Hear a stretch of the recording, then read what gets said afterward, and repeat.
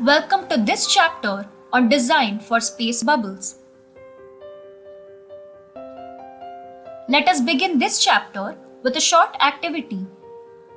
Pick a choice from the given images with respect to what you perceive about the spatial human scale relationship, keeping in mind user well-being. Which of these spaces is more suited to be a residential building? The image to the right may appear more like a space within a residential building. The lobbies and the anti-spaces give a feeling of homecoming. Relate to human scale with ample light streaming in. Which space possesses a scale that instills a feeling of awe upon viewing? In the image to the left, large interior volumes in the public building render a feeling of importance and overwhelm with their sheer scale. Which of these pathways would you like to take when walking? Narrow pathways must be interspersed with built spaces and open to sky spaces carved in a manner that brings in a feeling of openness, making one feel less claustrophobic while using the pathway. In which of these examples do you think the scale more aptly depicts that of a performing arts center or a large public space for gatherings? Grand scales are often used in performing arts centers, such as what the image on the left represents, to induce a sense of drama and make the building appear performative. Grand scales are also functional owing to requirements of large volumes in auditoriums and theaters within the center. Scale refers to the size of an object in relation to another object. In art, the size relationship between an object and the human body is significant. Proportion refers to the relative size of parts of a whole or elements within an object. We often think of proportions in terms of size relationships within the human body.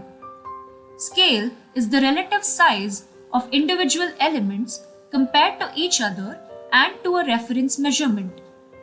We develop a sense of scale as we experience the world, learning the relative size of people, trees, bugs, dogs, football fields, and everything else that we regularly encounter. The design of our built environment becomes heavily dependent on the idea of scale. When we design for one person, the design of furniture would only be governed by the scale of the user. The height he or she is comfortable walking at, the width of the workspace that is appropriate according to the functional needs of that user. But if we zoom out, we realize that the individual is part of a larger context. Scales become relative and have to be viewed as relationships between self and others inhabiting the space. When we zoom out further, we realize that there are different realms: the built, the unbuilt, the private, semi-public, and the public. The relationship between these zones becomes important to analyze while designing. Human scale becomes relational with building scale and the scales of the elements in the unbuilt. Scale is size in relation to ourselves and the world around us. Human scale is that scale which feels comfortable to us. We naturally measure things against ourselves. That is why we measure things by the foot. It is a natural scale that we always carry with us. In architecture, we deal primarily in four scales: human scale, intimate scale, monumental scale, and shock scale. Human scale is relatable to human size. It is non-intimidating and comforting psychologically, more of a private space for an individual or a family. Homes and kindergartens need to be of human scales in order to provide for emotional well-being. Intimate scale is when the scale of the space is meant for only one or 2 persons or even smaller to accommodate children. They are usually nooks, alcoves, or smaller boxes within a room. Monumental scale is when the scale is impressive and makes a statement. Our public buildings are monumental. This is a statement of hierarchy, highlighting their importance in our society. The institutions represented by those buildings are bigger than us, and we should stand in awe of them. The Parliament Building Library is an apt example of a building of monumental scale. Shock scale can either be smaller or larger, but it is so out of the ordinary that it jolts us. You sometimes see it in art and in architecture that strives to shock, but it is a rare thing in residential architecture. An example for intimate space is the playbox designed as a play space for a child by S+PS architects. A building may display multiple scales as well. Look at this section of Jawahar Kala Kendra in Jaipur by Charles Correa. It is a mix of human and monumental scales. The navigation between building blocks is of a very human scale, emulating the walk in the old city of Jaipur, while the open spaces and the performance areas are of monumental scale in order to inspire awe. The campus of the University of Ruhuna, designed by Geoffrey Bawa, also displays mixed scales. In buildings, we use the human body as the main reference, measuring the individual parts of a room, doors, windows, ceiling height, and other details against our own size and relative to each other. Descriptions such as intimate scale, grand scale, and of course, human scale are all based on how we visually understand a building relative to ourselves. Proxemics and space bubbles. Proxemics is the study of measurable distances between people as they interact. The term was introduced by anthropologist Edward T. Hall in 1966. According to environmental psychology, each person is realized and perceived through an invisible shelter or a series of shelters surrounding his body. These personal protective spheres by which privacy is controlled varies from person to person and from culture to culture. They also differ from period to period as society and social bonds are continually transformed and reconstructed. Hall defines accordingly 4 such spheres: intimate, personal, private, and public. When the most intimate of these private areas is intruded by other individuals, the person starts to act defensively or to see at least extraordinarily. A typical example of the above fact is indicated by the abnormal behavior of people when standing in an elevator. In an episode of Seinfeld, an American sitcom, there was a term coined for a person who encroached upon your intimate space bubble while talking. He was called the close talker.